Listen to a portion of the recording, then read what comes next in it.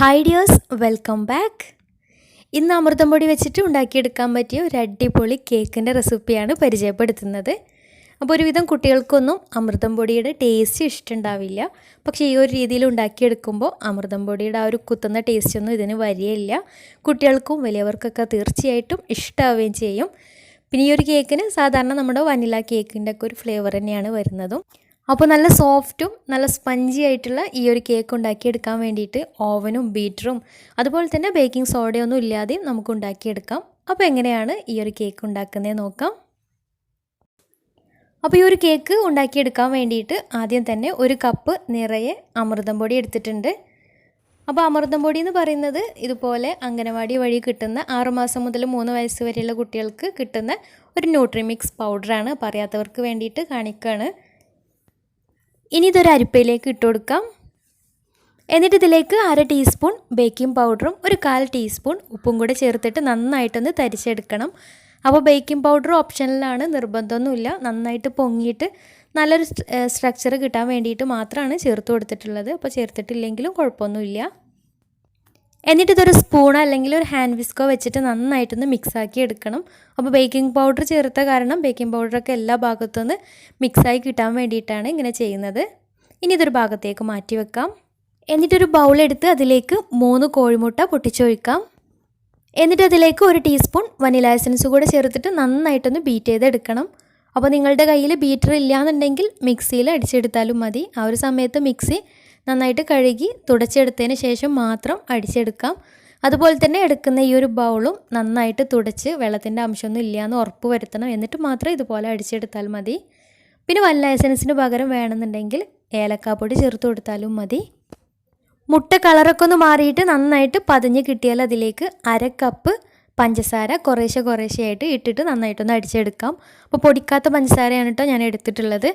അപ്പോൾ ഇതിലേക്ക് 1/2 കപ്പൊക്കെ മതിയാവും. സാധാരണ വനില കേക്കൊക്കെ ഉണ്ടാക്കിയെടുക്കുമ്പോൾ 1 കപ്പൊക്കെ ചേർക്കാറുണ്ട്. അപ്പോൾ അമൃതം പൊടിയിൽ കുറച്ച് മധുരമുള്ളത് കാരണം 1/2 കപ്പ് മതിയാവും. അപ്പോൾ മുട്ടയും പഞ്ചസാരയൊക്കെ നന്നായിട്ട് ബീറ്റായി കിട്ടിയിട്ടുണ്ട്.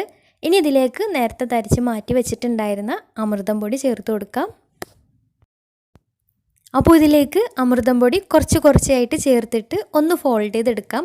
ഓവർ മിക്സാക്കി എടുക്കരുത്. അങ്ങനെയാകുമ്പോൾ പൊങ്ങി വന്നിട്ടുണ്ടായിരുന്ന മുട്ട താന്നു പോവും. അപ്പോൾ കേക്ക് കറക്റ്റ് സ്ട്രക്ചർ കിട്ടുന്നുണ്ടാവില്ല.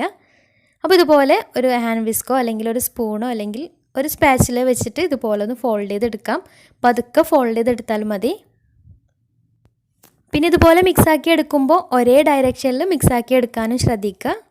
പിന്നെ അമൃതം പൊടി ചേർത്ത് കൊടുക്കുന്നതിന് തൊട്ട് മുന്നേ ആയിട്ട് 2-3 ടേബിൾ സ്പൂൺ സൺഫ്ലവർ ഓയിലും കൂടെ ചേർത്ത് കൊടുക്കുകയാണെങ്കിൽ ഒന്നും കൂടെ നന്നായിരിക്കും. ചേർത്ത് കൊടുത്തിട്ടില്ലെങ്കിലും കുഴപ്പമൊന്നുമില്ല.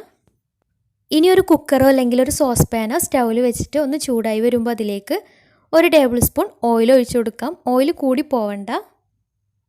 എന്നിട്ട് എല്ലാ ഭാഗത്തേക്കും ഒന്ന് സ്പ്രെഡാക്കി കൊടുത്തതിന് ശേഷം അതിലേക്ക് നേരത്തെ റെഡിയാക്കി വെച്ചിട്ടുണ്ടായിരുന്ന മാവ് ഒഴിച്ചു കൊടുക്കാം.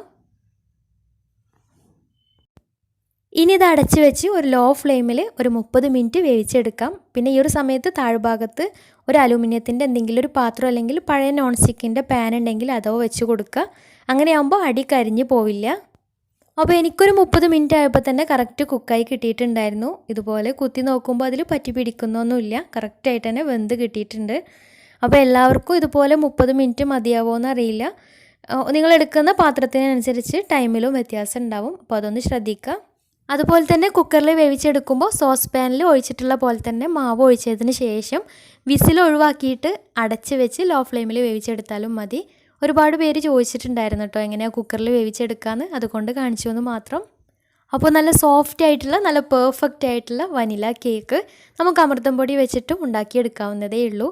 അമൃതം പൊടിയുടെ ആ ഒരു ടേസ്റ്റൊന്നും ഈ ഒരു കേക്കിന് ഉണ്ടാവുകയില്ല. നല്ല ടേസ്റ്റ് ഉണ്ട്. കുട്ടികൾക്കും വലിയവർക്കൊക്കെ ഒരുപാട് ഇഷ്ടമാവുകയും ചെയ്യും. അപ്പോൾ എല്ലാവരും ഒന്ന് ട്രൈ ചെയ്ത് നോക്കുക. വീട്ടിൽ അമൃതം പൊടി ഉണ്ടെങ്കിൽ ഒന്ന് ട്രൈ ചെയ്ത് നോക്കുക. എന്നിട്ട് ഫീഡ്ബാക്സൊക്കെ ഒന്ന് താഴെ കമൻറ്റ് ബോക്സിൽ അറിയിക്കാൻ മറക്കരുത്. അപ്പോൾ ഇന്നത്തെ വീഡിയോ ഇഷ്ടമായെന്ന് വിചാരിക്കുന്നു. ഇഷ്ടമായെങ്കിൽ ലൈക്ക് ചെയ്യുക. ഫ്രണ്ട്സ് റിലേറ്റീവ്സിനൊക്കെ ഒന്ന് ഷെയർ ചെയ്യുകയും ചെയ്യുക. അതുപോലെ തന്നെ ചാനൽ സബ്സ്ക്രൈബ് ചെയ്യാത്തവരുണ്ടെങ്കിൽ സബ്സ്ക്രൈബ് ചെയ്യാൻ മറക്കരുത്. അപ്പോൾ ഇതുപോലെ നല്ല വീഡിയോസുമായി വീണ്ടും വരാം. അതുവരെ take care. Bye. Thank U.